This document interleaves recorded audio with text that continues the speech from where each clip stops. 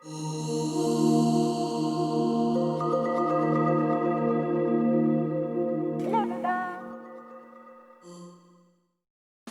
everybody, welcome back to Video Game Esoterica on our brand new season on the Nintendo Wii U. It's probably the most recent and common platform we're covering on the channel, but we're going to take a look at it in a really fun way. Before we get too far involved, if you could do me a huge favor, go down below, hit like and subscribe, ring that notification bell. We really appreciate your guys' support. And if you feel so inclined, we do have a Patreon link down there as well. But we're going to have 10 episodes on 10 diverse Wii U games coming up in the next 10 weeks. But we did this little intro for you, so go ahead and watch that. And I'll be back in about 45 seconds to tell you a little bit more about what the hardware does.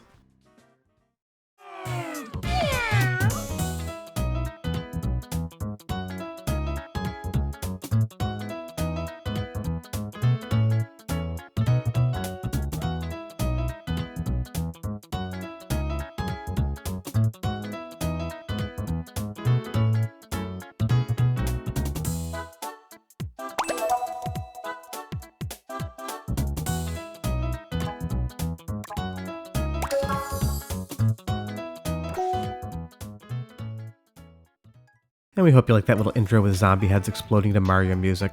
But the Wii U was a complete failure, only selling 13.5 million units in its lifespan, compared to the Wii's almost 102 million. The Wii U basically sold almost 1/8 the volume of the Wii. But when Nintendo has bad selling hardware, they make some of those innovating games, so it's not a gigantic loss on our end. But taking a look at the design in general, I shouldn't have super glued those eyes on before I shot this because it's stuck there hard. We have these two USB ports up front and an SD card. You can use that to save games and also modify the console if you so want. But what I really like is that Nintendo kept the design language almost identical from the Wii to the Wii U, which for them may have been a problem because there may have been consumer confusion as to whether or not the Wii U was a new console with some people, but they look near identical. And if you go around the back, outside of the HDMI port and the fact that the Wii U is slightly wider, these look identical. The only other difference is the fan grate design and the fact that the AC adapter is color coded, and that's because it uses all the same ports, which was really nice for backwards compatibility outside of the AC adapter. But you could see they did a great job making things look similar, but maybe too similar. And then with the Switch, they just said, screw it, we're going to make something completely new, completely different, so we're not confused. You can definitely see where the Switch came from.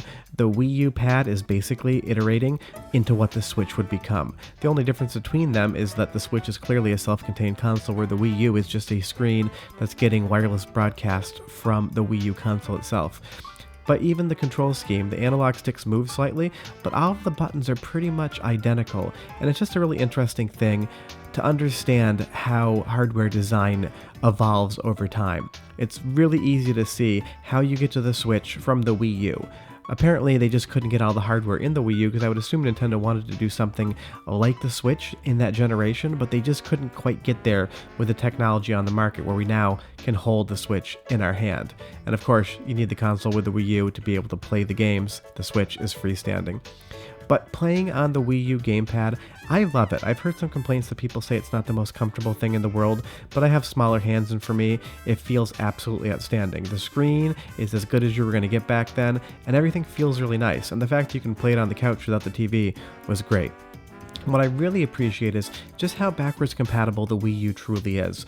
You were able to play so many different games with so many different controller options, and you take a look at something like Smash Brothers for the Wii U, and you get that USB Gamecube Adapter. So you're able to use controllers from 2 generations ago on the Wii U. You just plug the USBs into the ports, and then you have 4 Gamecube ports that you can use to play any game that's compatible with it, because I think the GameCube controller was probably the best analog controller ever designed, even to this date.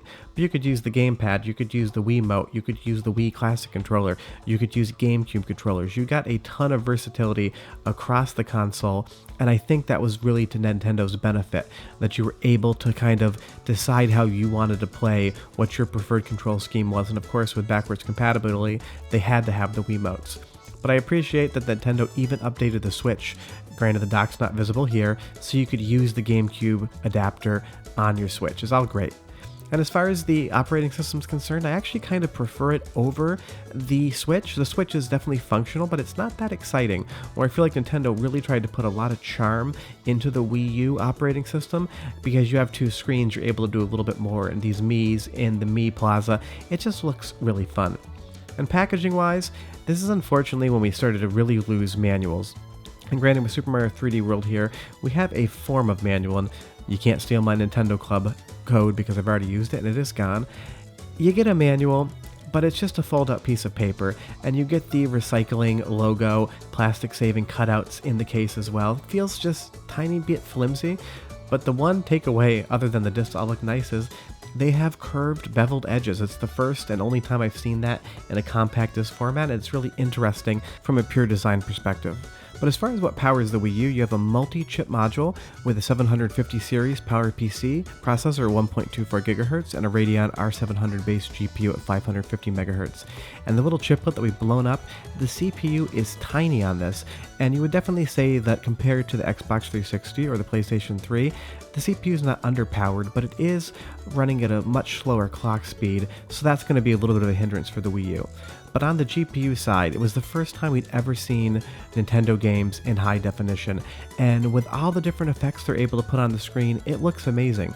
And Bayonetta 2 may have a few hitches here and there, but this was able to keep up with and at parts exceed what the 360 or the PlayStation 3 were able to do. And with that really nice depth of field effect that Radeon GPU was able to achieve, it really gave Wii U games a very unique look to them that I think makes them hold up really well. Even here in the Wonderful 101, how that screen space has the blurring. Being a filmmaker, having depth of field effects is something I use creatively all the time, and I think it really does a great job of giving it a visual language that is unique to the console. But for the rest of the specs, that Latte GPU, again, it includes the Wii ATI Hollywood chip on the same die so that you have perfectly backwards compatibility for the system, and if you soft mod the Wii U, you can make it play GameCube games as well. I'd assume they removed that because they didn't put the GameCube ports in there, but they had an adapter later on that you could use.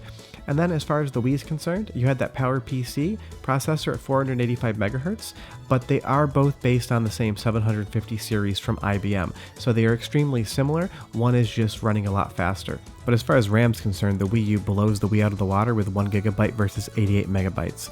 But it's unfortunate the Wii U failed, but it's down to marketing in this instance. It was very confusing to understand what Nintendo was really selling. Was the Wii U a new version of the Wii? Was it a successor console? Was it a new form factor? And that's why something like the Xbox Series X versus the Xbox One X is also very confusing. But over the next 10 weeks, we're going to have 10 episodes on 10 different diverse games for the Wii U that I think are absolutely amazing, so tune in for those. But if you could do me a huge favor, go down below and hit like and subscribe and ring that notification bell. If you have any questions or comments, leave them below as well. I love chatting Wii U and all the other stuff. But like I said, this is one of the more modern platforms I'm going to cover on the channel, but since it is kind of a failed platform and I love it so much, it should be a ton of fun. Short of that, we'll have videos on Friday and Sundays as well, and we'll see you back on Tuesday with another episode in the Wii U series. Thanks so much for watching. Bye-bye.